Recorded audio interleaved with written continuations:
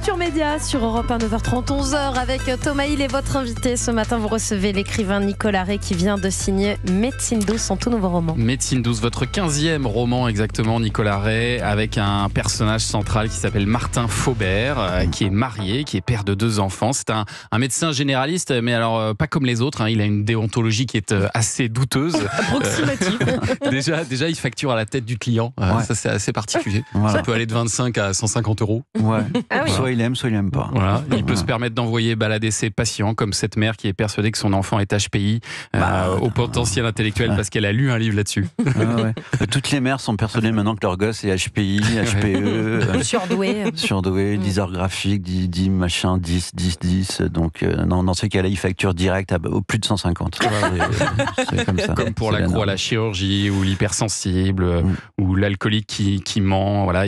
Il a des méthodes qui ne sont pas enseignées en médecine, mais qui peuvent fonctionner, comme par exemple avec Evelyne, une patiente qui souffre de dépression et d'une vie de famille ratée. Lui, il va lui ordonner de se noyer dans tous les excès, de tout lâcher. Et ça peut avoir un certain succès, ça. Evelyne, elle a fait gaffe toute sa vie, et du coup, elle est toute desséchée, la pauvre femme. Elle est en dépression, son mari la trompe, elle a tout fait pour ses enfants, elle s'est sacrifiée pour ses gosses, elle est passée à côté de son existence, son mari la calcule plus du tout, et elle a jamais vécu de peur de prendre 1 gramme parce que elle craignait que son compagnon ne la regarde plus, alors qu'il l'a jamais regardée. Donc il lui dit maintenant, lâche les chevaux, quoi. Éclatez-vous. Éclate-toi, bois, bouffe, drogue-toi, fais n'importe quoi. Oui. Non, mais il lui dit pas ça, je crois. Il lui dit sans modération. Sans modération. Il dit maintenant, brûle ton existence pour aller debout. Et alors on voit défiler les patients comme ça. Et alors j'ai cru au départ que c'était un livre concept où on allait voir défiler des patients pendant 300 pages. Je trouvais ça finalement assez... Non, mais c'était original comme principe. Mais tout d'un coup, le défilé s'arrête lorsqu'entre dans le cabinet de ce docteur Aurore Rosier. Et alors là, il tombe instantanément amoureux parce qu'elle a tout. Elle est superbe, elle est intelligente.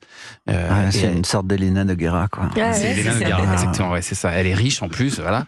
Et alors Martin, qui est marié avec 2 enfants, il se dit que c'est pas possible de passer à côté d'une femme aussi irrésistible. Sauf que dans son questionnaire de santé, il se rend compte qu'elle est mariée, qu'elle a des enfants. Alors il va avoir une idée assez machiavélique pour la conquérir. Vous nous racontez ? Oui, c'est-à-dire que Aurore Rosier, c'est une suite ininterrompue de gestes réussis, quoi. Elle a l'élégance d'une autre époque, elle est incroyable dès qu'elle débarque dans ce cabinet. Et lui, elle arrive parce qu'elle a du mal à trouver le sommeil. C'est une femme d'affaires, une femme puissante. Elle est toujours en décalage horaire, donc elle a du mal à dormir. Et il découvre qu'elle est mariée, donc il va lui faire un bilan sanguin. Il va appeler un pote, le pote de son laboratoire, du laboratoire où il a fait effectuer le bilan sanguin, et il va lui demander de la faire tester positive à la syphilis. Et qui est une maladie sexuellement transmissible. C'est vrai que la déontologie, là...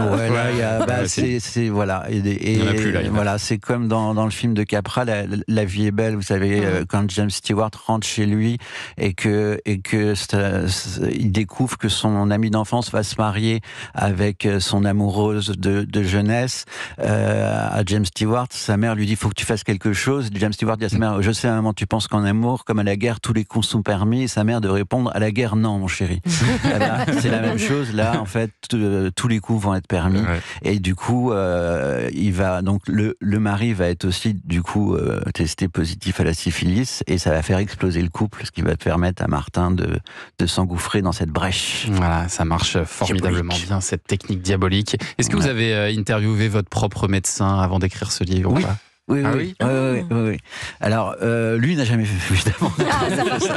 Sa technique vient pas de lui. Mais c'est lui qui m'a fourni cette idée, parce qu'il m'a dit que c'était assez simple. Après, il suffisait de 2 prises d'antibiotiques pour faire et le tour était joué, pour se soigner.